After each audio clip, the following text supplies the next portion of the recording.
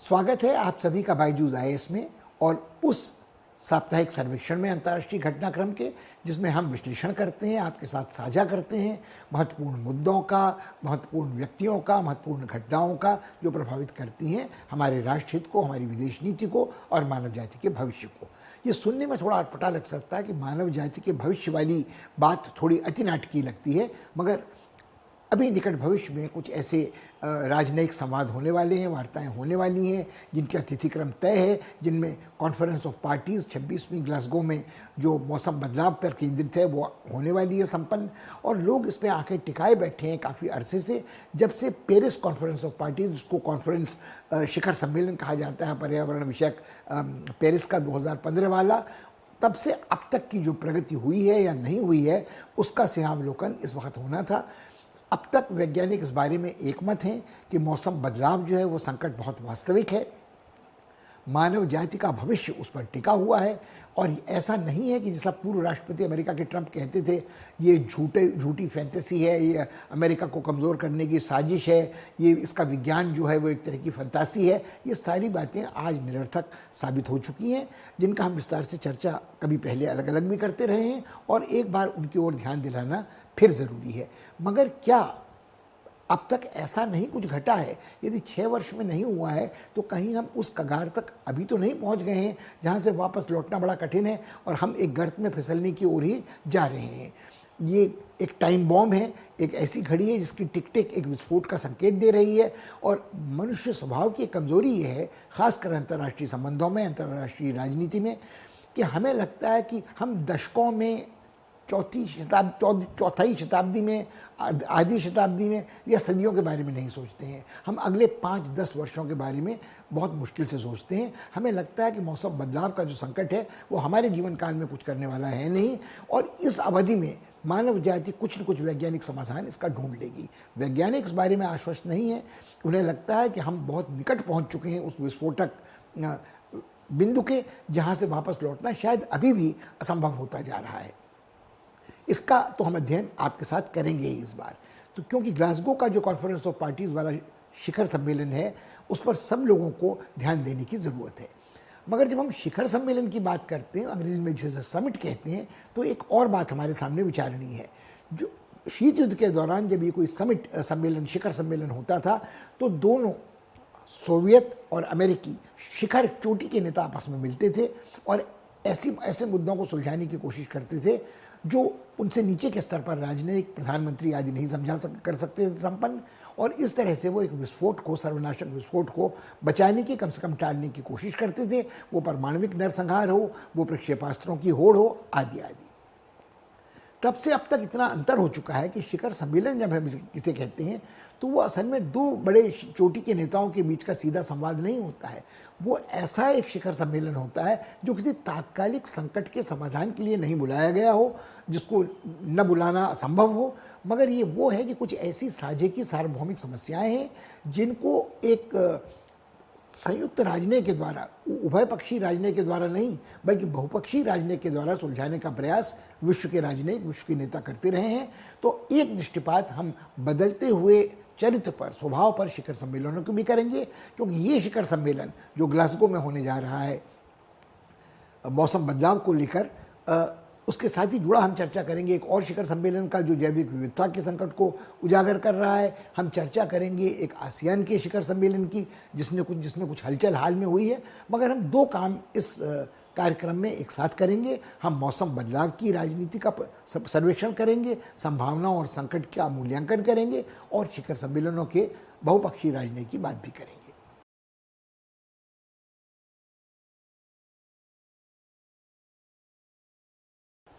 इससे बड़ी विडंबना क्या हो सकती है कि जिस ग्लासगो कॉन्फ्रेंस ऑफ पार्टीज़ पर्यावरणीय शिखर सम्मेलन मौसम बदलाव पर जो केंद्रित था, धरती के बढ़ते तापमान की समस्या से जूझने का प्रयास कर रहा था, उसका आयोजन ही अपने आप में विवादास्पद हो गया है। और इसका सबसे बड़ा कारण यह है कि ग्लासगो में होने वाले इस शिखर सम्मेलन का आयोजन कर रहे थे, मेजबानी कर रहे थे ब्रिटेन के प्रधानमंत्री बोरिस जॉनसन। अब बोरिस जॉनसन की मजबूरी ये है कि राजनीति में आने के पहले जब वो एक दक्षिणपंथी समाचार पत्र में काम करते थे तो उनका अपना रवैया लगभग पूर्व अमेरिकी राष्ट्रपति ट्रंप जैसा था। वो मौसम बदलाव के विज्ञान को झूठा मानते थे, वो उसका विरोध करते थे। आज उनकी मजबूरी ये है कि अंतर्राष्ट्रीय दबाव को देखते हुए उन्हें कुछ ऐसे जुमले प्रयोग में इस्तेमाल करने पड़ रहे हैं कि हाँ, वो भी हरित राजनीति के पक्षधर हैं, वो इस सार्वभौमिक मुद्दे का महत्व समझते हैं और वो इसमें एक सार्थक हस्तक्षेप करना चाहते हैं। सार्थक हस्तक्षेप की उनकी जो इच्छा है वो अपने आप में थोड़ी हास्यास्पद है, क्योंकि ब्रेक्सिट के बाद बोरिस जॉनसन का प्रयास यह दिखाने का है कि अपने आंतरिक राजनीति में वो कितना ही असफल क्यों न रहे हों, चाहे वो कोविड का मुकाबला करना हो, चाहे वो शिक्षा प्रणाली में भयंकर उथल पुथल आनी हो, चाहे वहाँ ट्रक ड्राइवरों के असंतोष को दूर करने में वो असमर्थ रहे हों, जो राष्ट्रीय चिकित्सा प्रणाली है उसकी चुनौती से जूझने में असमर्थ रहे हों, वो असफल रहे हैं उस आतंकवाद का सामना करने में भी जिसका शिकार ब्रिटेन के संसद सदस्य अभी हाल में हुए हैं। तो कुल मिलाकर किसी भी आंतरिक मोर्चे पर, वो आर्थिक हो, वो स्वास्थ्य चिकित्सा संबंधी हो, वो शिक्षा संबंधी हो, वो ब्रेक्सिट के बाद स्थिति को सामान्य करने वाली हो, वो हर मोर्चे पर एक असफल नेता साबित हुए हैं, बड़बोले नेता साबित हुए हैं।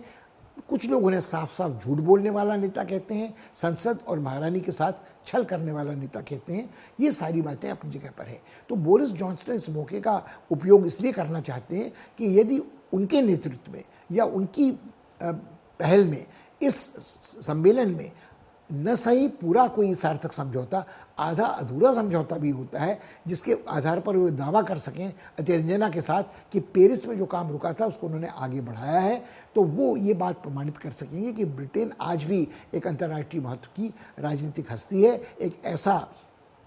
करता है जिसकी बात सुनी जाती है। अब समस्या ये है कि स्वयं उनकी कैबिनेट में, उनके बीच में और उनके चांसलर और एक्सचेकर ऋषि सुनक के बीच में, जो भारतीय मूल के हैं, एक भयंकर मतभेद इस मुद्दे को लेकर है। ऋषि सुनक कहीं अधिक दक्षिणपंथी, पूंजीवाद समर्थक,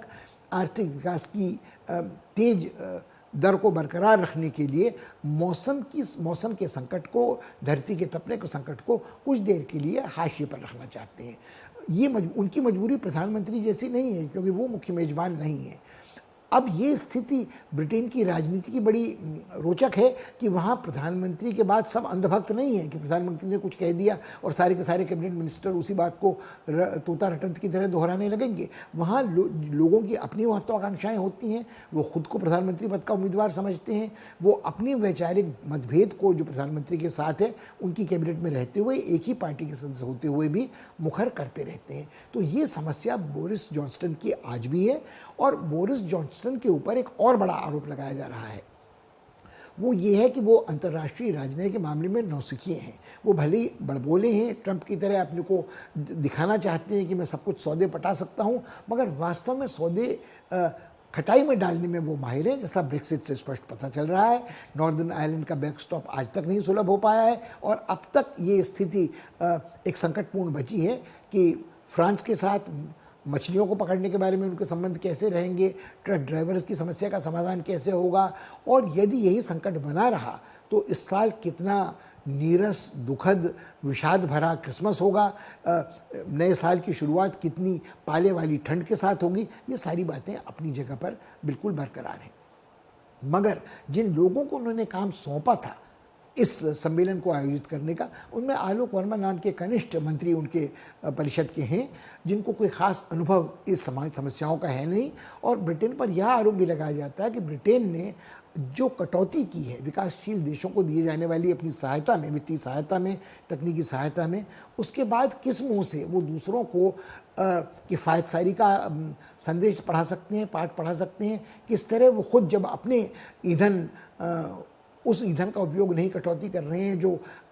जीवाश्म जनित है, फॉसिल फ्यूल्स हैं, तेल, गैस, कोयला, तो किस मुंह से वो दूसरों से कटौती करने को कहेंगे। ब्रिटेन में खुद अपने आप में रोज़गार के साथ, आर्थिक विकास के साथ कोयला जुड़ा है, उसके साथ शेल तेल जुड़ा है और इन सब चीज़ों को ब्रिटेन अनदेखा नहीं कर सकता है कि उसके साथ जो जुड़े हित हैं वो फॉसिल फ्यूल इंडस्ट्री की, उसकी अर्थव्यवस्था के साथ उसकी स्थिति को थोड़ा दोहरे मानदंडों के बीच में झूलने को विवश करते हैं। एक और रोचक बात इन दिनों सामने देखने को मिली है कि जो लोग प्रायोजक थे इस सम्मेलन की, अब ये बात अपने आप में बड़ी अटपटी है कि सरकार इस सम्मेलन का आयोजन कर रही है, निमंत्रण दे रहा ब्रिटेन का प्रधानमंत्री, वो इसका मेजबान है, तो प्रायोजक कहाँ से आ गए? अभी जो प्रायोजक हैं ये बड़ी बड़ी कंपनियां हैं, जिनमें स्काई टेलीविज़न कंपनी है, जिसमें माइक्रोसॉफ्ट है, जिसमें हिताची है, जिसमें यूनिलीवर है, जिसमें नेटवेस्ट है, जिसमें और बहुत सारी बड़ी कंपनियाँ हैं। अब ये 8-10 जो बड़ी कंपनियाँ हैं उनका ये कहना है कि उनसे कहा गया था, उन्हें आश्वासन दिया गया था ब्रिटेन द्वारा कि उनको इस सम्मेलन में एक विशेष हरा गलियारा दिया जाएगा, ग्रीन जोन होगा, जिसमें वो अपने ब्रांड का विज्ञापन कर सकेंगे, अपनी उपस्थिति दर्ज कराएंगे और उन्हें मौका दिया जाएगा दुनिया के शीर्षस्थ नेताओं के साथ मिलने का, बातचीत करने का, जैसा दोहा सम्मेलन में होता है। मगर आज अब उनकी इन लोगों की शिकायत ये है, इन्होंने एक संयुक्त पत्र भी अपना आलोचना का लिखा है इस दगाबाजी बेवफाई के बारे में ब्रिटेन के प्रधानमंत्री को, कि अब वहाँ एक नया नीला गलियारा भी बन रहा है जिसका प्रायोजक, मुख्य प्रायोजक संयुक्त राष्ट्र है, और वहाँ इन कंपनियों के प्रतिद्वंदियों को, प्रतिस्पर्धियों को भी अपने ब्रांड दिखाने का, नुमाइश लगाने का और नेताओं से मिलने का मौका मिलेगा। अब ये शिकायत एक तरह से जायज़ है कि जो आदमी पैसा लगा रहा है, जो प्रायोजक है, उनका कहना है कि 1/4 अरब यूरो या पाउंड के समकक्ष पूंजी का वो निवेश कर रहे हैं इस मेज़बानी को सफल बनाने के लिए, तो सरकार के पास खर्च करने की इतनी गुंजाइश नहीं है कि बिना प्रायोजकों के वह काम चला सके। अब विचित्र स्थिति ये लगती है कि न हुआ यह शिखर सम्मेलन मौसम बदलाव का, धरती तपने का, मगर ये हो गई एक तरह की ओलंपिक खेलों की प्रतियोगिता, जहां प्रायोजक आते हैं, अपना ब्रांड दिखाते हैं, अपने माल को बेहतर बतलाते हैं और उस एवज में उस पैसे को जो उन्होंने दिया है सरकार को, वो एक आंशिक समर्थन देते हैं उस हरित ऊर्जा नीति को या उस मौसम बदलाव के विज्ञान को, जिसमें सीधे सीधे उनके हित नहीं टकराते हैं, क्योंकि इनमें से कोई कंपनी इस तरह की नहीं जो सीधे सीधे कोयला उद्योग से या तेल गैस से या परमाणु के ऊर्जा के शांतिपूर्ण प्रयोग के साथ जुड़ी हुई हो। मगर ये बड़ी कंपनियां हैं, ये चिप वाली कंपनियां हैं, ये कंप्यूटर वाली कंपनियां हैं, ये टेलीकॉम वाली कंपनियां हैं, ये, मगर इनमें यूनिलीवर ऐसी है जिसके कई हित हैं और यूनिलीवर ने इस शिकायत वाले पत्र में हस्ताक्षर नहीं किए हैं हाल फिलहाल अभी। ये एक पक्ष है जो हमें ध्यान देने लायक है। मगर ये स्थिति सिर्फ ब्रिटेन की नहीं है। यदि हम जाएं संयुक्त राज्य अमेरिका की ओर, तो वहाँ भी हमें यही दुविधा, यही भी विडंबना, यही दोहरे मानदंड देखने को मिलते हैं। बहुत सारे लोग वर्तमान राष्ट्रपति बाइडेन से निराश इसलिए हैं कि जब तक वो अपना चुनाव अभियान लड़ रहे थे तो उनके तेवर बिल्कुल जुझारू थे। उनका कहना था कि ट्रंप की इस बेवकूफ़ी को वो तुरंत ठीक कर देंगे। उनका पहला काम भी ये था कि उन्होंने पेरिस समझौते पर हस्ताक्षर किए थे, वापसी की घोषणा कर दी थी कि 5 साल का जो अंतराल पड़ा था जिसमें कोई प्रगति नहीं हुई थी, जिसमें इस समझौते को, पेरिस कॉन्फ्रेंस ऑफ पार्टी वाले समझौते को पंगु बना दिया गया था, ये आशा जगी थी कि उसमें एक नई जान अब आ सकेगी। अब आगे बढ़ने के पहले 2-3 बातों को याद रखने की ज़रूरत है कि पेरिस समझौते में जो तय किया गया था वो कुछ इस तरह की बात तय की गई थी कि वैज्ञानिक इस बारे में एकमत हैं कि यदि निकट भविष्य में हमने अपने कार्बन प्रसरण पर रोक नहीं लगाई तो धरती का तापमान 2 डिग्री से अधिक हो जाएगा सेल्सियस पूर्व औद्योगिक काल से, और वो स्थिति इतनी खतरनाक होगी कि जंगलों में आग लगेगी, ध्रुव क्षेत्र की बर्फ़ पिघलने लगेगी, सूखे की संख्या बढ़ने लगेगी, जिससे लोग विस्थापित होंगे, अकस्मात बड़ी बड़ी बाढ़ें आएंगी, समुद्री तूफान उठेंगे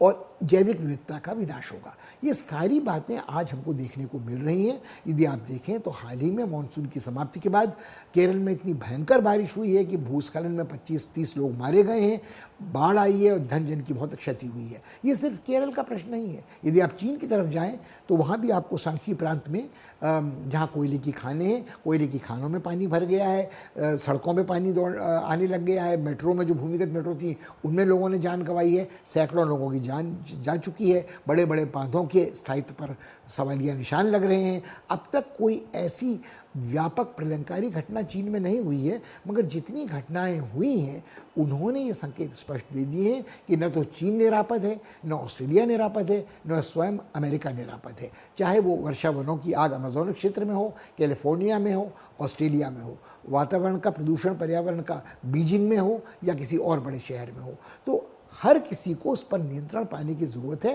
क्योंकि यह जान का संकट आज बन चुका है। लोग फेफड़े के रोगों से मर रहे हैं, कैंसर की दर में वृद्धि हो रही है। चीन ने विवश होकर स्वयं अपने लिए कार्यक्रम तय किया था जो पेरिस समझौते से थोड़ा फर्क था, मगर उन्होंने कहा था कि 2060 तक वो अपना कार्बन प्रसारण शून्य कर लेंगे और उनकी कोशिश ये रहेगी कि वो 2035-50 के बीच में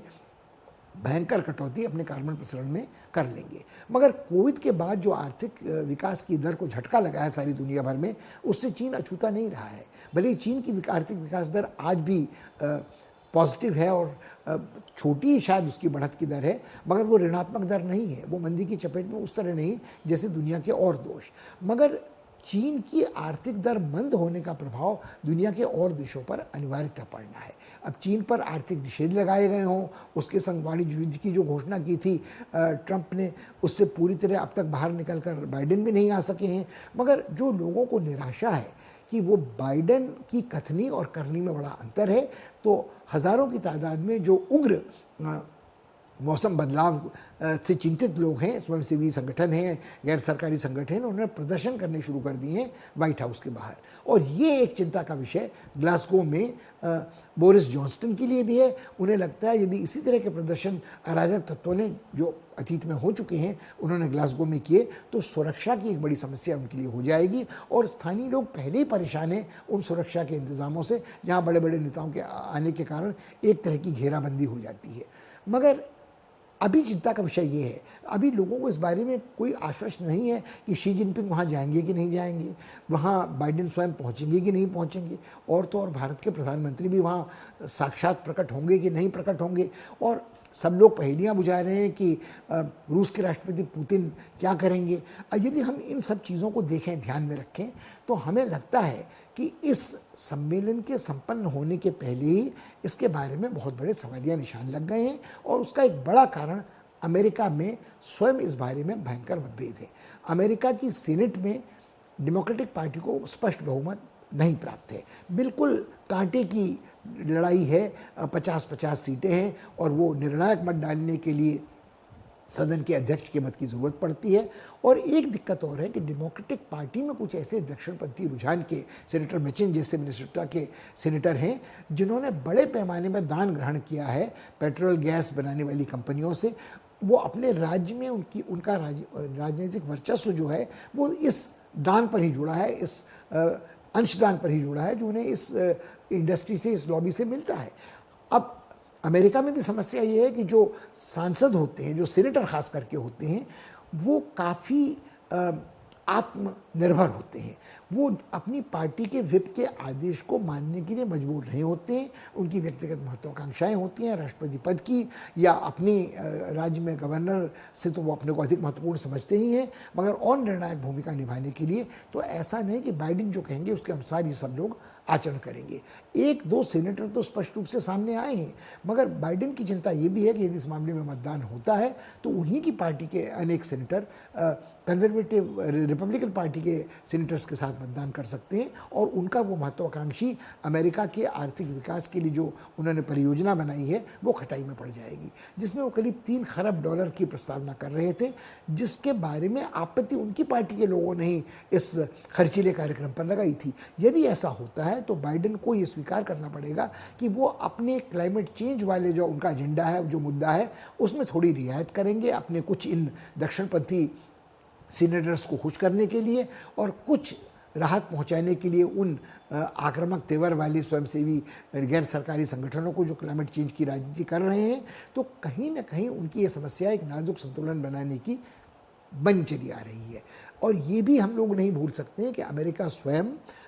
तेल गैस का बहुत बड़ा उत्पादक और निर्यातक है और उसका जो पड़ोसी देश कनाडा है, उसकी आर्थिक विकास की दर और उसकी समृद्धि भी जुड़े हुए हैं, उसकी खुशहाली भी जुड़े हुए हैं तेल, गैस आदि में। और अमेरिका ने खुद हाल में एक तरफ से ये क्लाइमेट चेंज की राजनीति का समर्थन करते हुए इस संकट का सामना करने में अपनी दावेदारी करते हुए कुछ ऐसी गैस पाइपलाइंस खोली हैं, कुछ ऐसी खदानों में खुदाई की इजाज़त फिर दी है, जिससे लोगों को लगा है कि बाइडेन कहते कुछ है, करते कुछ और है। अब यदि बाइडेन अपनी विश्वसनीयता गंवाते हैं बोरिस जॉनसन की तरह, तो फिर आप दोष कैसे दे सकते हैं शी जिनपिंग को या पुतिन को या भारत के प्रधानमंत्री को, जिनको भरोसा नहीं रह गया है इन बड़े देशों पर, जो इन बहुराष्ट्रीय शिखर सम्मेलनों का उपयोग करना चाहते हैं अपनी लोकप्रियता बढ़ाने के लिए, अपनी घरेलू राजनीति में इसका नकदीकरण करने के लिए, मगर उनका कोई इरादा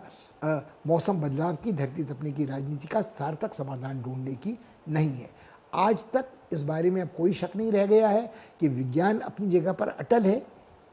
जो दुष्परिणाम है प्रकृति के कोप के, वो हम सब भुगत रहे हैं, छोटे और बड़े राज्य। मगर इसकी अनदेखी कब तक यूरोप के समृद्ध राज्य करेंगे? जर्मनी में बाढ़ आती है, वो सड़कों में घर डूबते हैं, फ्रांस में ऐसा होता है, स्पेन में होता है, मगर हम इसको कब तक अनदेखा करते रह सकते हैं? जब हम इसको अनदेखा करते हैं तो तब तक बहुत देर हो चुकी होगी। तो ये समस्या जो है, इसको हम बहुत देर तक टाल नहीं सकते हैं। मगर इसके पहले कुछ और देशों का उल्लेख ज़रूरी है। अमेरिका ही इसके लिए उत्तरदायी नहीं है। यदि आप देखें तो वर्षा वनों का जितना तेज़ी से विनाश जाहिर बोल्सोनारो के कार्यकाल में ब्राज़ील में हुआ है, जो दुनिया का बड़ी आबादी वाला देश है, सबसे बड़े भौगोलिक विस्तार वाला एक देश है, सबसे ज़्यादा घनत्व वर्षा वनों का अमेज़न क्षेत्र में उनके यहाँ है। और उन्होंने अपने भ्रष्टाचार में, अपनी तुनक मिजाज तानाशाही में जिस तरह से सर्वनाश किया है अमेज़न के वर्षा वनों का, उसके क्या दुष्परिणाम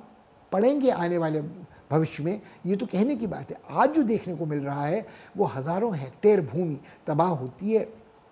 कुछ ही दिनों में वो भूमि का उपयोग बदला जाता है, जो वर्षा वन थे, वनाच्छादित थे, उनको बदला जाता है नगरीकरण के लिए, खाने वहाँ मिलेंगी, या वहाँ की इमारती लकड़ी के लिए।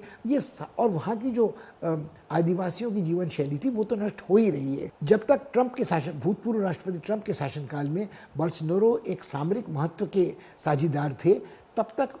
बोल्सोनारो को बर्दाश्त किया जा सकता था। आज उनके विरुद्ध उनके देश के लाखों लोग प्रदर्शन में उतर आए हैं, उनके ऊपर भ्रष्टाचार की गंभीर आरोप हैं, उन पर महाभियोग लगाए जाने की मांग हो रही है, मगर अब तक वो डटे हैं दमन चक्र चलाने में और अब अपने से असहमत अपने आलोचकों को जबरन चुप कराने में। मगर ये स्थिति कब तक चलेगी? तो ब्राज़ील एक बड़ा देश है,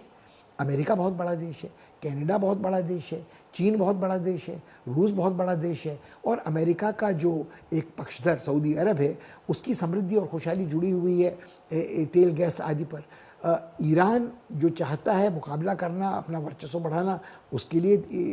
तेल का निर्यात बहुत महत्वपूर्ण है। ऑस्ट्रेलिया की खुशहाली बहुत सीमा तक जुड़ी हुई है कोयले के निर्यात पर, जो पहले चीन के साथ उसके विवाद के कारण आजकल थोड़ा उसमें रुकावट आई है, मगर वहाँ जो भारतीय उद्यमी खदान पे काबू कर रहे हैं, उसके बाद हमें सोचना पड़ेगा कि क्या वो उस कोयला खान का क्या उपयोग किया जा सकेगा। जो और दूसरे विकल्प आज तक सुझाए जाते थे, बड़े बांध, परमाणविक ऊर्जा, वो सब अब तक खारिज किए जा चुके हैं। मगर जो दूसरे ऊर्जा के, सतत ऊर्जा के अच्छे विकल्प हैं, चाहे वो सौर ऊर्जा हो, चाहे वो पवन ऊर्जा हो, उनके बारे में उनकी किफ़ायत सारी बढ़ी है, उनका उपयोग आज तकनीकी दृष्टि से अधिक सफल है, मगर वो ऐसा नहीं कि आप पलक झपकते उनको अपना सकते हैं। तो कहीं ना कहीं बहुत ज़रूरी है कि जो अंतर्राष्ट्रीय मंच पर सक्रिय बड़ी ताकतें हैं, वो उनके बीच एक सर्वसहमति बने कि एक निश्चित 5-7 साल के कार्यकाल में कम से कम इतनी कटौती वो अपने कार्बन उत्सर्जन में करेंगे और ऐसी रियायतें देंगे ऊर्जा के वैकल्पिक साधनों को, ताकि ये कार्बन उपयोग में रोक लग सके। मगर ऐसा नहीं हो सकता है कि आप अपने आर्थिक विकास के लिए इन संसाधनों का उपयोग भी जारी रखें और दूसरों को उपदेश भी देते रहें कि वो करें। कुल मिलाकर ये बहुपक्षीय राजनय वाला शिखर सम्मेलन शुरू होने के पहले ही, संपन्न होने के पहले ही चिंता में पड़ गया है।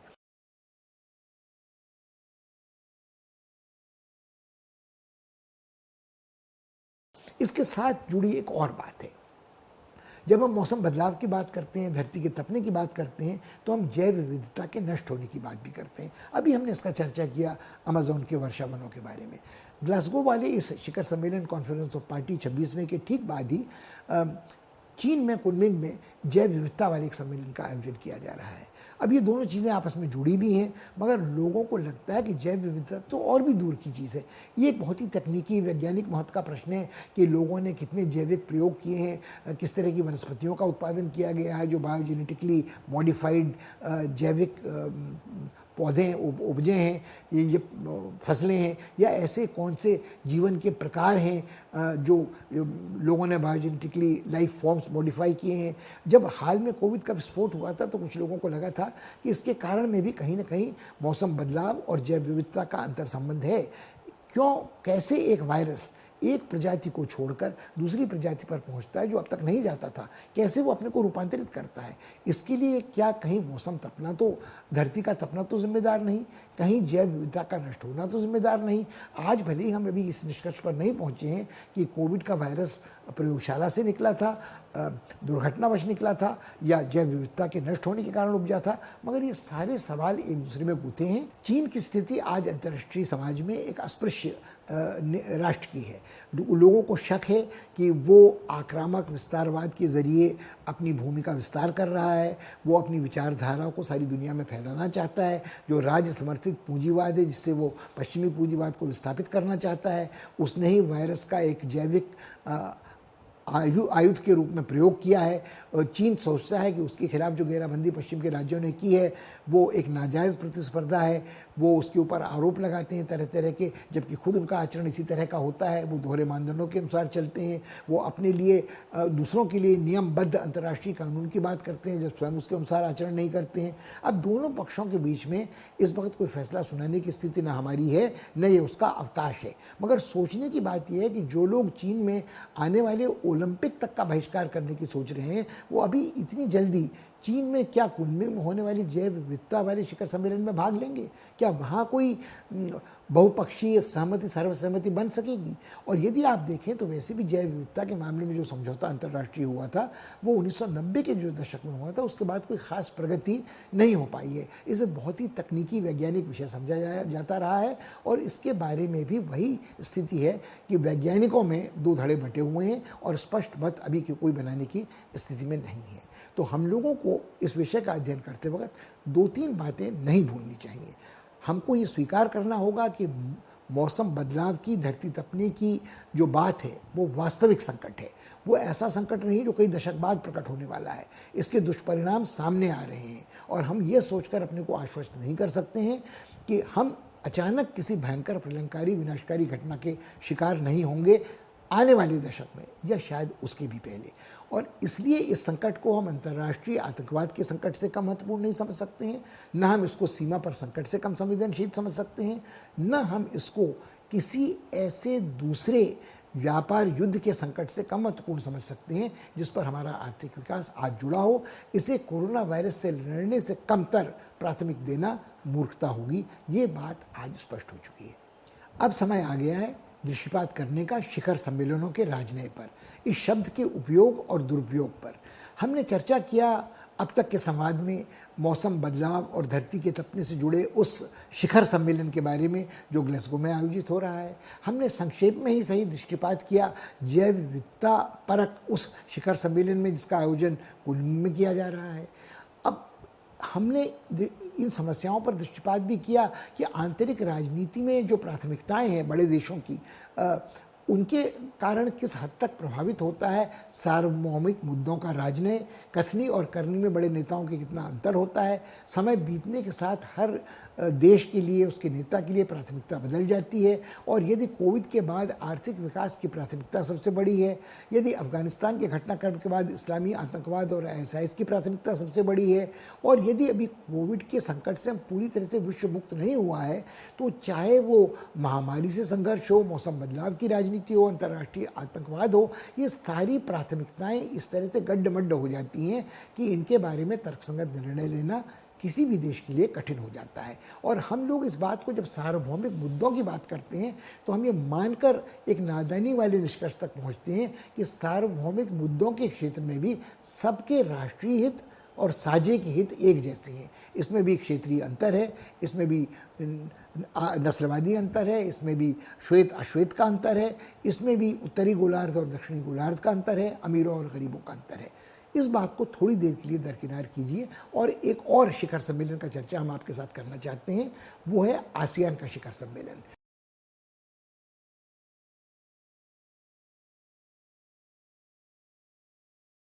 ये इसके बारे में कहा जा रहा है कि पहली बार आसियान के सदस्य राष्ट्रों ने मजबूत रीढ़ दिखाई है। उन्होंने इनकार कर दिया है बर्मा के तानाशाह उस तख्ता पलट के बाद जिसने सत्ता ग्रहण की थी ओंग मिंट हिलैंग नामक जनरल को यहाँ आमंत्रित करने की, और उस राष्ट्राध्यक्ष के बदले वो आमंत्रित कर रहे हैं किसी गैर सरकारी प्रतिनिधि को इस शिखर सम्मेलन में भाग लेने के लिए। अब ये बात अपने आप में बड़ी हास्यास्पद है। अब तक भले ही आसियान के सारे निर्णय सर्वसहमति से होते हैं, मगर ऐसे किसी व्यक्ति को आप आमंत्रित कर रहे हैं जिसकी कोई मान्यता अंतर्राष्ट्रीय समुदाय में नहीं है, जो अस्थायी अंतरिम सरकार घोषित की गई है विरोधियों द्वारा, विपक्षियों द्वारा बर्मा के बाहर, उसको अब तक मान्यता किसी ने नहीं दी है। संयुक्त राष्ट्र में उसके राजदूत को बोलने का मौका तक नहीं मिलता है। और ये जो पक्षधर हैं तख्ता पलट के बाद जनरलों के पीठ पर हाथ जिनका है वो चीन वाले लोग हैं, जो आज ये कहते हैं कि तालिबान के साथ देर सवेर तो दुनिया वालों को बात करनी ही पड़ेगी मानवीय संकट से मुक्त होने के लिए। वही बात कही जा सकती है म्यांमार के बारे में भी कि म्यांमार की मासूम जनता को यदि बचाना है भुखमरी से, मानवाधिकारों के हनन से, उनकी रक्षा के लिए, तो कहीं ना कहीं कोई ना कोई संवाद इस सरकार के साथ भी करना पड़ेगा। चीन के जो अपने स्वार्थ हैं वो बहुत घनिष्ठ रूप से जुड़े हैं इस सरकार के साथ। तो क्या आसियान के नेता इस संकेतात्मक प्रतीकात्मक विरोध को दर्ज कराने के बाद देर तक बर्दाश्त कर सकेंगे चीन के दबाव को? और फिर हमारे मन में एक कुतूहल और है जो अब तक हमने चर्चा किया, मौसम बदलाव का, जैव विविधता के नष्ट होने का, तेल गैस की राजनीति का, कार्बन प्रसरण का। उसके लिए सीधे सीधे क्या आसियान देशों के इस सम्मेलन की, शिखर सम्मेलन की हम जब बात कर रहे हैं तो हम ये सवाल क्यों नहीं पूछ रहे हैं कि आसियान के देश, बड़े देश कम से कम इंडोनेशिया जैसे, वियतनाम जैसे, क्यों चुप हैं इस संकट के बारे में? ये आखिर सीधे सीधे प्रभावित होते हैं, ये समुद्रों,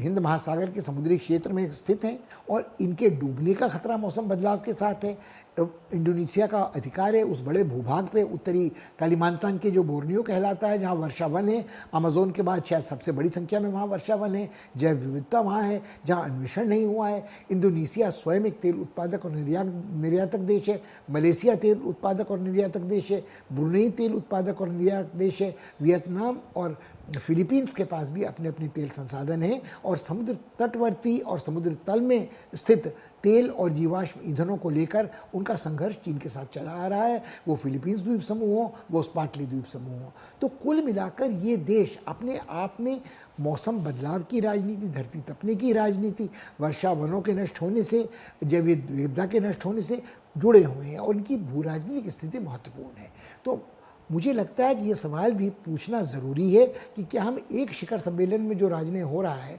उसको बिल्कुल अलग थलग कर देख सकते हैं उन सार्वभौमिक मुद्दों वाले राजनीति से जो किसी और शिखर सम्मेलनों में हो रहा है। पहले कहा जाता था कि एक शिखर सम्मेलन में बहुपक्षीय राजनीति जो हो रहा है, चाहे वो संयुक्त राष्ट्र हो, चाहे वो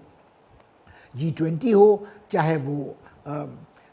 मौसम बदलाव की राजनीति हो, कॉन्फ्रेंस ऑफ पार्टीज हो, ये सब आपस में मिलते हैं। G20 हो, सार्क हो,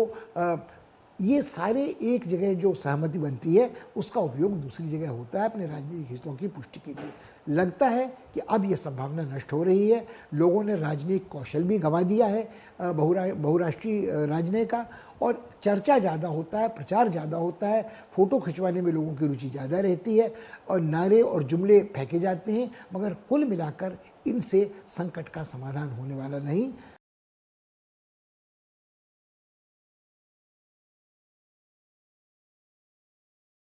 अगले सप्ताह आपसे फिर मुलाकात होगी। हमारे आपसे आग्रह है, हमेशा की तरह आप सिर्फ इस संवाद को सुनने के बाद संतुष्ट न हो, देखने के बाद संतुष्ट न हो, इन मुद्दों के बारे में सोचें, अपनी राय बनाने की कोशिश करें और सोचने की कोशिश करें कि जिनको हम सार्वभौमिक मुद्दे कहते हैं उनमें भी पूरे मानव जाति के हित एक जैसे नहीं है, उसमें एक क्षेत्रीय अंतर है, उत्तरी गोलार्ध में, दक्षिणी गोलार्ध में, अमीर में, गरीब में। उसके अनुसार ही हमें अपना राजनय संयोजित करना होगा, समायोजित करना होगा। भारत के लिए भी चुनौती सभी और देशों की तरह रहेगी। अगले सप्ताह आपसे फिर मुलाकात होगी, तब तक के लिए विदा दीजिए। नमस्कार।